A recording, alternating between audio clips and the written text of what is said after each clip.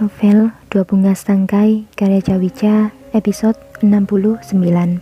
Sehari bersama Salma. Tepat jam 3 pagi, seperti biasanya, Insa sudah terbangun. Entah kenapa, pagi ini dia terlihat sangat bersemangat. Ia ingin menepati janjinya untuk menemani Salma jalan-jalan kemanapun ia ingin seharian ini. Ia habiskan dengan kakaknya. Insa semalam sudah meminta izin kepada Hanafi untuk pergi keluar bersama Salma hari ini, sedikit bersenang-senang dengan uang belanja yang sudah diberikan Hanafi tiap bulan. Kebetulan, Hanafi juga akan melakukan kunjungan di kantor anak cabang di Kota B. Sepertinya, dia juga akan pulang terlambat hari ini. Insa meraih ponselnya dan mengetikkan pesan singkat untuk Salma. "Kak, bersiaplah. Aku akan menjemputmu jam 8 pagi. Kita akan bersenang-senang hari ini." Setelah dipastikan pesan terkirim, Insa pun menggeletakkan ponsel itu begitu saja di tempat tidur, lalu segera beranjak ke kamar mandi untuk membersihkan diri. Hanafi pun telah berangkat bekerja. Jam sudah menunjukkan pukul 07.30. Seperti biasa, Insa melambaikan tangannya sampai mobil tak terlihat lagi dari pandangan, sambil mengedarkan senyum manis yang tiada habisnya. Setelah itu, Insa pun masuk ke dalam kamar segera bersiap diri. Setelah mandi, tadi dia mengirimkan pesan lagi kepada kakaknya. Ia ingin Salma memakai dress yang sama yang sudah diberikan Hanafi untuknya. Salma pun mengirim pesan balasan mengiyakan untuk semua yang telah Insa minta. Insa pun berpamitan pada ketiga pembantunya untuk pergi dan berkata mungkin akan pulang malam hari ini. Dia ingin ke rumah kakaknya di desa. Mobil pun melaju dengan kecepatan sedang di jalanan desa. Insa sudah sangat handal memacu mobilnya di segala medan, seperti jalan-jalan sempit dan berlubang seperti sekarang. Mobil pun sampai di ujung jalan di depan kediaman Salma. Dari dalam mobilnya, Insa melihat Salma yang sedang mengunci pintu dan berjalan ke arahnya, menggunakan dress dengan model yang sama sepertinya. Insa membuka pintu mobil di sampingnya dari dalam. "Hai kak, ayo masuk. Wah, kau cantik sekali memakai dress ini. Hai Insa, kau juga terlihat sangat cantik. Wah, benar ya, modelnya sama." Salma terlihat memandangi dress yang dikenakan Insa dan yang dikenakannya bergantian. "Iya kak, hanya warnanya saja yang berbeda. Ayo cepat masuk, kita mau kemana dulu hari ini?" "Terserah kau saja Insa, aku ikut kau saja." Untuk sekedar informasi ya, dress yang dikenakan mereka adalah jenis dress simple tapi elegan, yang membuatnya cocok untuk dipakai kemanapun, bukan hanya dipakai untuk pesta atau acara mewah saja. Kalau kakak ingin kemana?" Insa sudah melajukan mobilnya sambil sesekali memandangi Salma. "Sepertinya aku kangen, ingin makan jajanan pinggir jalan Insa." "Oke, baiklah, ayo kita cari jajanan yang enak." Mobil pun sudah memasuki jalanan kota dengan kendaraan yang cukup ramai namun tetap lancar. Insa dan Salma tampak memilih-milih cara jajanan pinggir jalan yang mereka inginkan. Di dalam perjalanan itu, Salma juga tak henti-hentinya memuji ketangkasan tangan Insa dalam memegang kemudi mobilnya. Dia kagum dengan kemampuan Insa yang sekarang. Mereka pun menemukan sebuah jajanan yang cukup mereka rindukan, mengingat masa dulu bersama ayahnya. Insa pun menepikan mobilnya di sebuah tempat parkir di dekat taman yang sudah tersedia. Mereka pun membeli jajanan itu dan memakannya di taman sambil berbincang-bincang. Mereka juga terlihat tertawa di beberapa waktu. Sudah tampak berkali-kali Insa menepikan mobil itu, membeli berbagai jajanan yang mereka sukai. Terik matahari pun sama sekali tak mematahkan semangat mereka mencari jajanan dan makanan dan memakannya di pinggir jalan. Sampai hari berganti sore, Insa ingin mengajak kakaknya makan di restoran andalan yang sering dikunjunginya dengan Hanafi, restoran yang menyajikan makanan paling lezat versi Insa sendiri. Ia juga sudah memesan tempat untuknya dan Salma. Mereka pun sampai di restoran itu.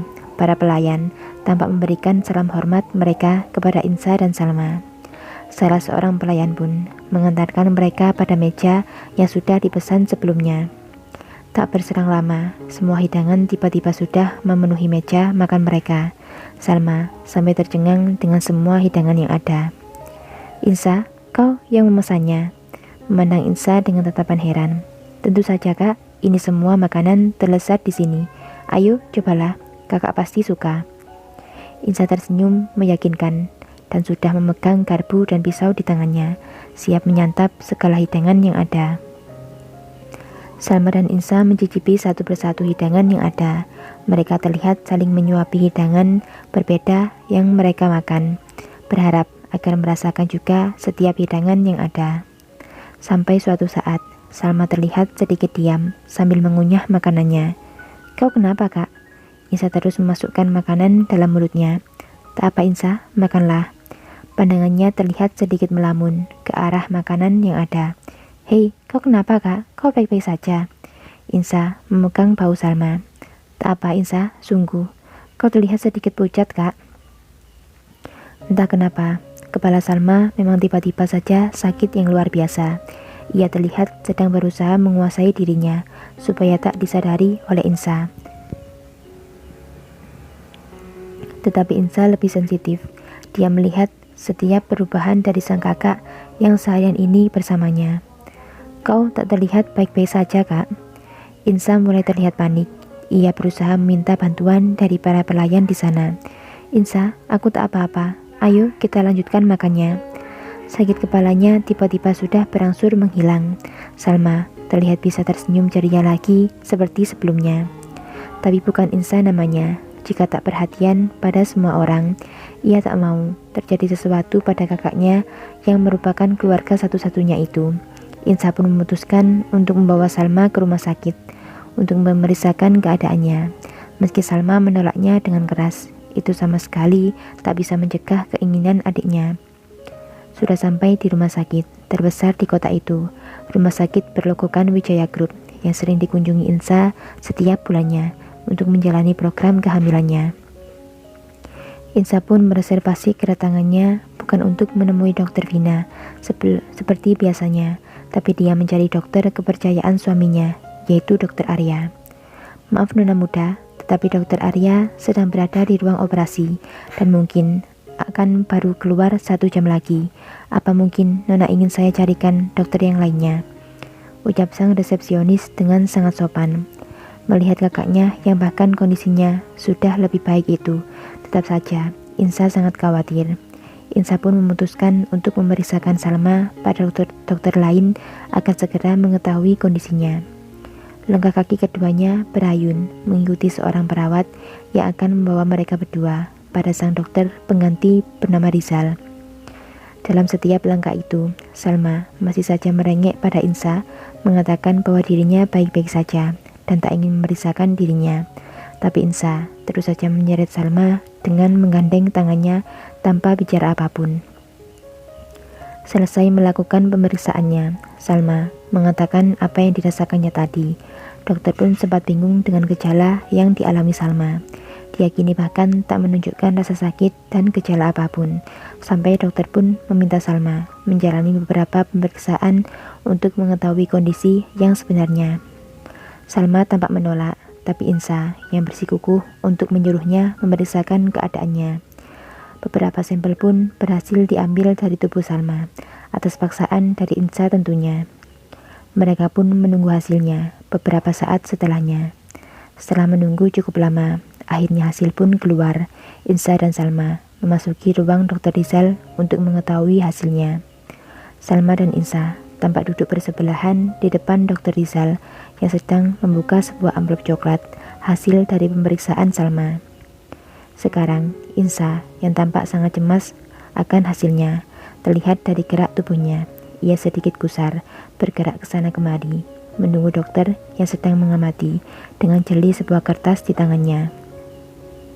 Dengan senyum merekah, sang dokter pun menjelaskan. Ada setitik kelegaan Insa ketika melihat dokter itu tersenyum, berharap semua baik-baik saja. Nona Salma, tak perlu khawatir, semua hasil pemeriksaan Nona baik-baik saja. Salma tampak bernafas lega, begitu juga Insa yang tampak mengembangkan senyumnya lagi. Dokter pun berkata lagi, ini semua normal terjadi saat kandungan HCG dalam tubuh meningkat. Insa masih terlihat bingung dengan kata dokter. HCG, aku seperti sering mendengar istilah itu. Apa ya? Aku lupa. Dokter pun melanjutkan kalimatnya lagi. Karena gejala awal kehamilan setiap orang memang berbeda-beda. Mendengar perkataan dokter itu, Insa seketika membulatkan bola matanya. Ia menjawab dengan nada suara yang sedikit meninggi. Apa? Kehamilan? Bersambung.